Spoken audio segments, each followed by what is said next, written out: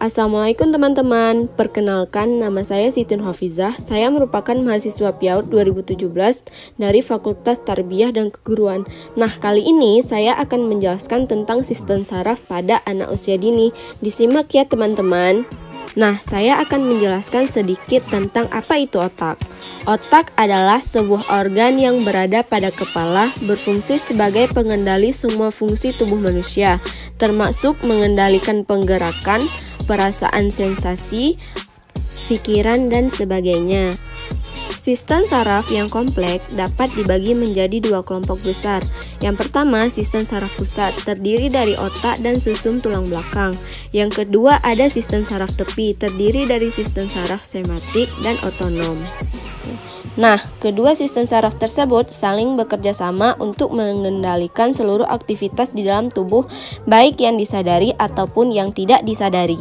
Tumbuh kembang otak anak pada masa janin atau prenatal. Masa penting pembentukan otak janin adalah sejak hari ke-8 sampai akhir minggu ke-7 kehamilan, dan akan terus disempurnakan hingga akhir pada minggu ke-10 kehamilan. Sel saraf otak tumbuh cepat sehingga mencapai 250.000 sel saraf baru per menitnya. 1000 hari pertama kehidupan adalah periode emas pertumbuhan dan perkembangan anak. Periode tersebut terdiri dari 270 hari di dalam kandungan dan 730 hari setelah kelahiran.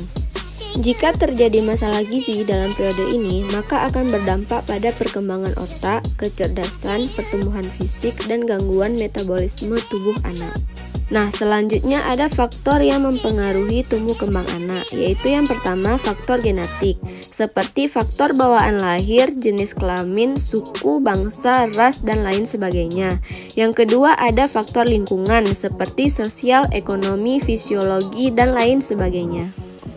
Peran sistem saraf dalam proses pembelajaran. Pada saat bayi lahir, jika ibu bayi sehat dan bahagia selama masa kehamilan, maka ia akan memiliki 100 miliar sel neuron di otak yang belum tersambung. Untuk mencapai jumlah 100 miliar saat lahir, maka dalam kandungan, sang bayi harus mengalami pertambahan neuron 250.000 per menitnya. Kemudian di usia 2 tahun, neuron yang tidak tersambung dengan neuron yang lain ini akan rontok dan musnah secara permanen. Ini yang akan membentuk kecerdasan anak dalam kesiapannya menghadapi pendidikan selanjutnya. Nah, kerontokan tersebut akan berlanjut sampai usia 6 tahun akibat pola asuh orang tuanya serta pengaruh dari lingkungannya juga. Optimalisasi perkembangan otak anak usia dini. Setiap bayi yang lahir itu dibekali dengan jumlah sel otak yang sama banyaknya. Tidak ada yang lebih banyak dan tidak ada yang lebih sedikit. Kecerdasan anak tidak ditentukan oleh jumlah sel otak yang dimilikinya, tetapi lebih ditentukan oleh seberapa banyak koneksi yang bisa terjadi di antara sel-sel otak tersebut. Gangguan sistem saraf pada otak. Yang pertama ada cerebral palsy, suatu kelainan kongenital pada gerakan, otot, atau postur. Lumpuh otak atau cerebral palsy disebabkan oleh perkembangan otak yang tidak normal, seringkali sebelum lahir. Yang kedua, sindrom Asperger, yaitu gangguan perkembangan yang mempengaruhi kemampuan untuk bersosialisasi dan berkomunikasi secara efektif. Sindrom Asperger adalah suatu kondisi pada spektrum autisme dengan fungsi yang umumnya lebih tinggi. Yang ketiga, epilepsi, yaitu gangguan ketika aktivitas sel saraf di otak terganggu yang menyebabkan kejang.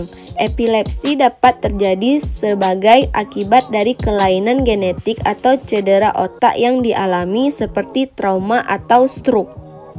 Yang keempat ada hidrosepalus, yaitu menumpuknya cairan di dalam rongga jauh di dalam otak. Kelebihan cairan menekan otak dan dapat menyebabkan kerusakan otak. Kondisi ini paling sering terjadi pada bayi dan orang berusia lanjut.